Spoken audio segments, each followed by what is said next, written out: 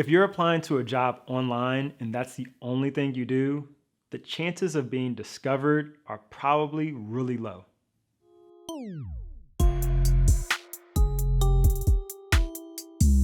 Hey, I'm Markell, and today I want to talk about networking and really seeking opportunities through LinkedIn or any other platform of the like.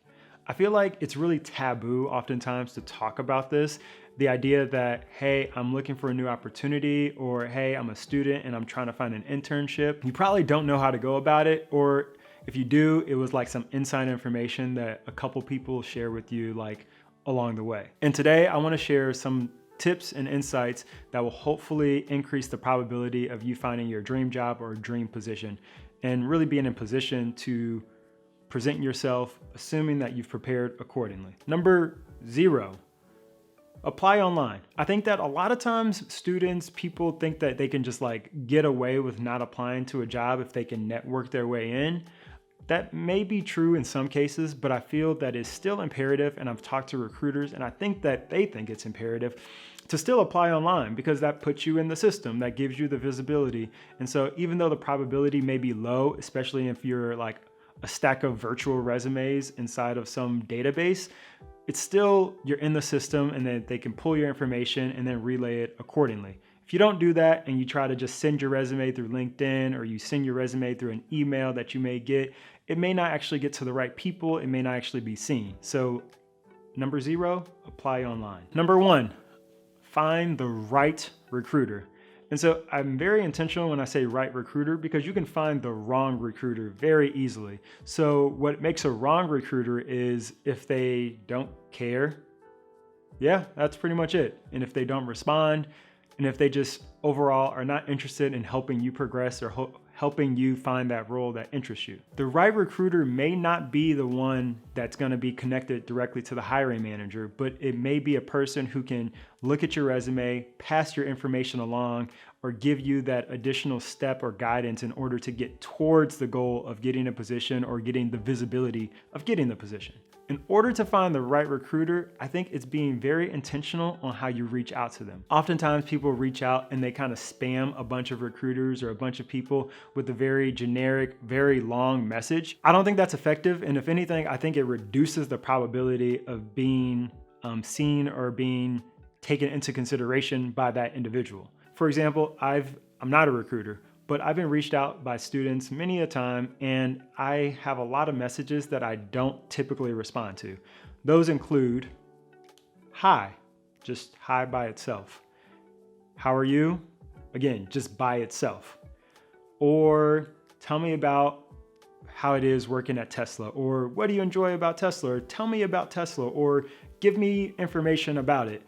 And I don't answer that one probably because it's just such a long-winded answer. I don't even know where to start. It's too open-ended and just like, it's nice, right? That's kind of what I would say if I do respond. Like, it's just like a positive sentiment. It's like, yeah, it's pretty cool, right?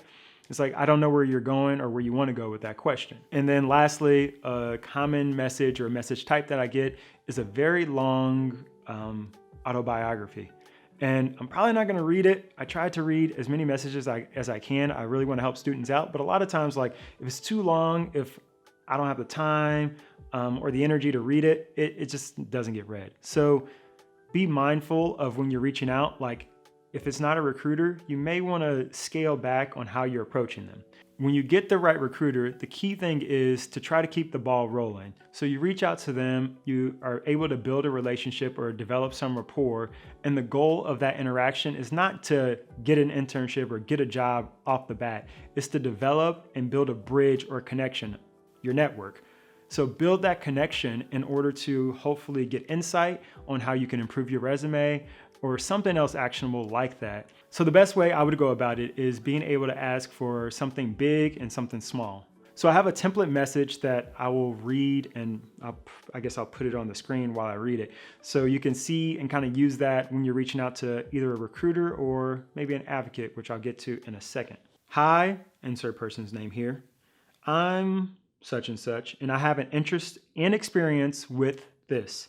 I saw this job, link here, online and wanted to see if you would be able to connect me with someone in that department or Share a tip to gain visibility to increase my odds. I would be excellent because this. Thank you. Your name here.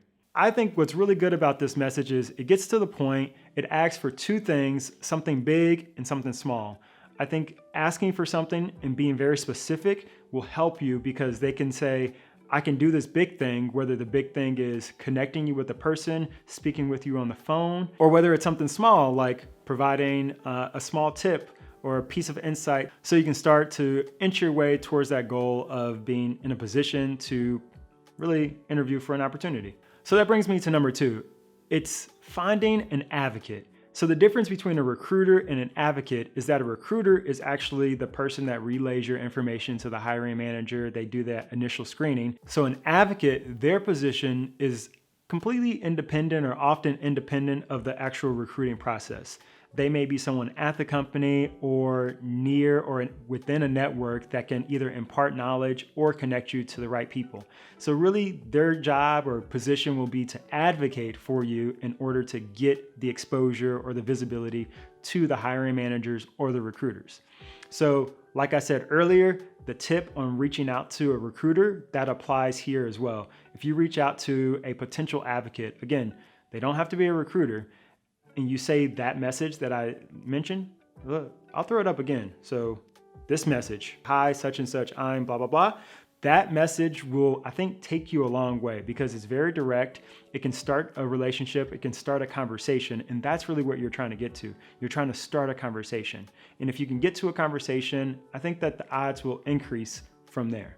And the last thing I want to talk about, number 3, I think people are sleeping on this, is creating content. If you're on LinkedIn and you are a graphic designer, if you share through a series of posts or a series of articles or a series of videos, things that you've created, projects that you've worked on, and you kind of showcase it like real time or live or like on people's feed, that creates exposure. And as someone who loves seeing people creating things, I'll definitely like it. I'll definitely reply, or other people will engage with it. And what that will do is create your online presence and really extend your presence beyond that of just a dormant, stagnant, kind of stationary LinkedIn profile. And again, nothing wrong with a LinkedIn profile. I shout out to it. I got a job because of it. I think that so much more can happen once you start creating something depending on your industry. So if you're an engineer, have your projects able to present. Write an article about a tough problem that you solved, and that will show your technical competence in the best way. It's better than trying to highlight it in 3 bullet points within your resume. So think about that one. I think it's a little out of people's comfort zones, but I think if you do it, you'll have positive results. And the probability will only increase from there. And the last thing I'll say is all of these things can all be done in parallel, right? So the probabilities are not necessarily additive, but they do accumulate in the sense of it only makes your chances better. So if you apply online, reach out to recruiters, try to find an advocate and create content, the probability of you finding your position will be the highest because you're doing as many things as you can do in order to position yourself for the opportunity. All right, so that's all I have for this topic, and I hope that adds value and gives you something to think about, but also something to do.